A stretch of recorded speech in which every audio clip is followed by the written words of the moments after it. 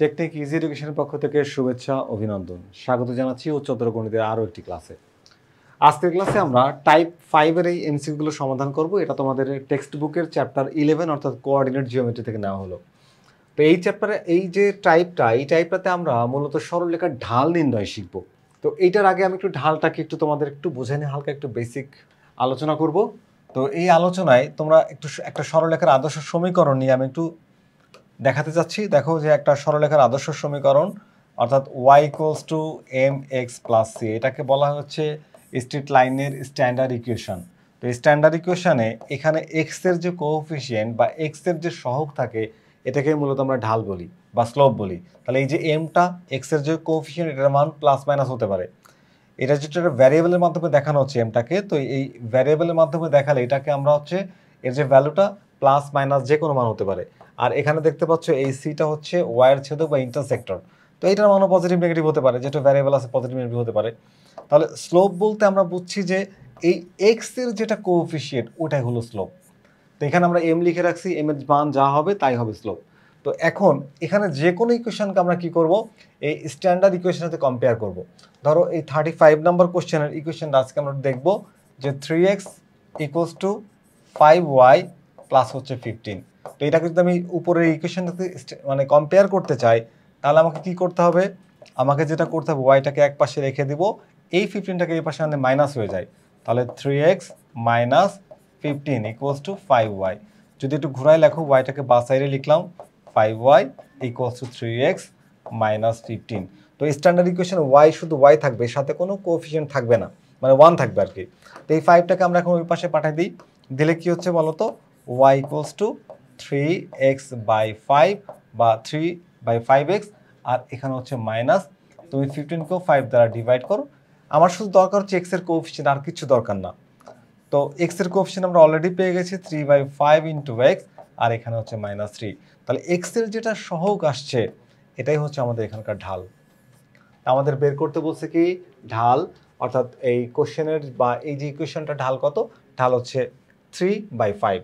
তাহলে আমাদের অ্যান্সার হচ্ছে কোনটা বলো তো, এই যে 3/5।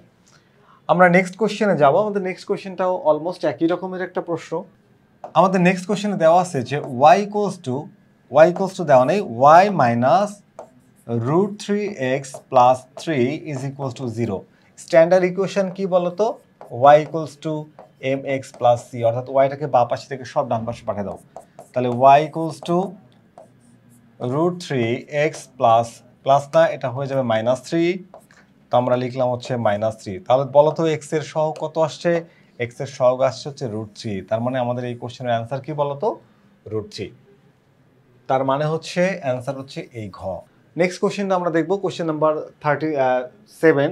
তো 37 কোশ্চেনে বলা হচ্ছে কি, 37 নম্বর কোশ্চেনে যদি আমরা দেখি তাহলে এখানে আছে হচ্ছে 12x + 87y + 1 = 0। তো সরলরেখার ঢাল বের করতে বলা হয়েছে, স্লোপ বের করব। তাহলে আমরা এক কাজ করি, শুধুমাত্র এই সংখ্যাটাকে রেখে, অর্থাৎ 87y = এইটাকে ওই পাশে পাঠিয়ে দাও, -12x - 1। তো এই ওয়াইয়ের সাথে আমরা এই সহগটাকে ও পাশে পাঠিয়ে দেবো, অর্থাৎ গুণ আকার আছে, ভাগ হয়ে যাবে। তো যদি এটা ভাগ হয়ে যায় তাহলে কি হবে বলো তো, y = -12/87x, আর হচ্ছে -1/87। তো আমি বলছিলাম যে এক্স এর যেটা সহগ হয় সেটাই ঢাল হয়। তাহলে আমাদের এখানে এক্স এর সহগ হচ্ছে এইটা, এই যে অংশটা, তাহলে এইটাই হচ্ছে আমাদের স্লোপ, -12/87। তাহলে অ্যান্সার কি বলো তো, এই দেখো -12/87, অর্থাৎ আমাদের এই প্রশ্নের অ্যান্সার হচ্ছে ক। এই কই হচ্ছে আমাদের এই কোশ্চেনের অ্যান্সার। লাস্ট কোশ্চেনটা একদম ডিফারেন্ট। আমাদের এই যে টাইপের ম্যাথ আমরা সলভ করলাম, যে বিভিন্ন ইকুয়েশন থেকে তোমার হচ্ছে স্লোপ বের করতে হবে বা ঢাল বের করতে হবে, এই ঢালের এই কোশ্চেনটা একটু ডিফারেন্ট। আমাকে কিন্তু একটা ইকুয়েশন থেকে বলা হয়েছে যে এই যে দুইটা সরলরেখার সমীকরণ আমি পেলাম, এই সমীকরণ দুইটি কেমন হবে, তার জন্য আমরা সমীকরণ দুটাকে আগে একটু কম্পেয়ার করি।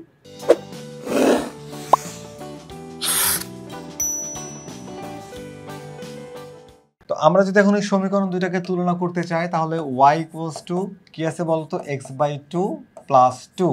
তো এইখানে x এর সহগ কত, এই ইকুয়েশন আমরা x এর সহগ পাচ্ছি হচ্ছে m1 = পাচ্ছি কত বলতো, পাচ্ছি হচ্ছে হাফ। ওকে, আর এইখানে ইন্টারসেক্টর c এর মান পাচ্ছি কত বলতো, 2। ভালো করে বুঝো, নেক্সট ইকুয়েশনটা আমরা যদি একটু এখানে নিয়ে আসি তাহলে আমরা পাই হচ্ছে 5x plus 10y plus 20 equals to 0। তো আমি এখান থেকে শুধুমাত্র ওয়াইটাকে রেখে দেবো, তাহলে 10y equals to minus 5x minus 20। এই 10টা ওই পাশে পাঠে ভাগ করে দাও, দিলে কি হচ্ছে বলো তো, y ইকুয়ালস টু কত হয় বলো তো, minus 5x by 10 minus 20 by 10। হিসাব করলে যেটা আমরা পাবো সেটা হচ্ছে y equals to half minus half x আর মাইনাস 2। তো এখানেও আমরা দেখো এই সমীকরণে আমরা পাচ্ছি কি m2, আমাদের যে স্লোপটা m2 সমান সমান পাচ্ছি মাইনাস হাফ, আর এখানে যে ইন্টারসেক্টর সি এর সমান পাচ্ছে হচ্ছে মাইনাস 2।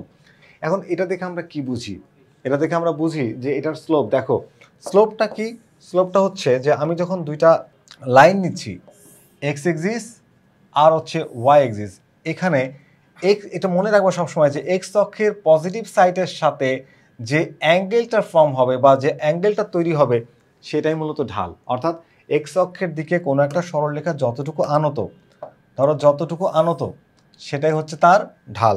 তাহলে যদি মনে করো যে এটা হচ্ছে এক্স অক্ষ, তাহলে এটা এক্সের পজিটিভ সাইড, এটা হচ্ছে নেগেটিভ সাইড, আর এই ওয়াই অক্ষ, ওয়াইয়ের উপরের দিকে পজিটিভ, নিচের দিকে নেগেটিভ। আমাদের ওয়াই অক্ষটা খুব একটা দরকার না ঢালের জন্য। তো এক্স অক্ষের পজিটিভ দিক, অর্থাৎ এক্স অক্ষের পজিটিভ হচ্ছে এদিকে, এটা হচ্ছে এক্স প্রাইম, নেগেটিভ। তো এক্স অক্ষের পজিটিভ দিকের সাথে এই মনে করো এবি সরল রেখাটা যতটুকু নুয়ে আছে বা যতটুকু ঢালু হয়ে আছে বা যতটুকু শুয়ে আছে এটাকে বলা হয় স্লোপ বা ঢাল। তাহলে ঢাল হচ্ছে এই জায়গাটার মান আমরা পাচ্ছি কত বলতো, আমরা পাচ্ছি যে হাফ। কত পাচ্ছি বলতো, হাফ। এইটা হচ্ছে হাফ পাচ্ছি, অর্থাৎ ট্যান থিটার মান আমরা পাচ্ছি হাফ, তার মানে 26 বা 27 ডিগ্রির মতো এরকম হবে। তো এখন তাহলে এই যে মাইনাস হাফ ঠিক তার অপোজিটে, বিপরীতে আসবে। বিপরীতে আসবে বলতে এই টোটাল এখান থেকে যদি হাফ হয় তাহলে এই টোটাল মানটা হচ্ছে হাফ হবে, মাইনাস হাফ হবে এই পর্যন্ত। অর্থাৎ এই 180-র সাথে এই মানটাকে অ্যাড করলে তুমি পাবো হচ্ছে হাফ। তার মানে যেটা দাঁড়ালো সেটা হচ্ছে সরল রেখাটা এদিকে চলে আসবে। তার মানে সরলরেখার একাংশ উপরের দিকে আর একাংশ নিচের দিকে আসবে, কারণ এই কোণটা আর এই কোণটার মান সেম হবে।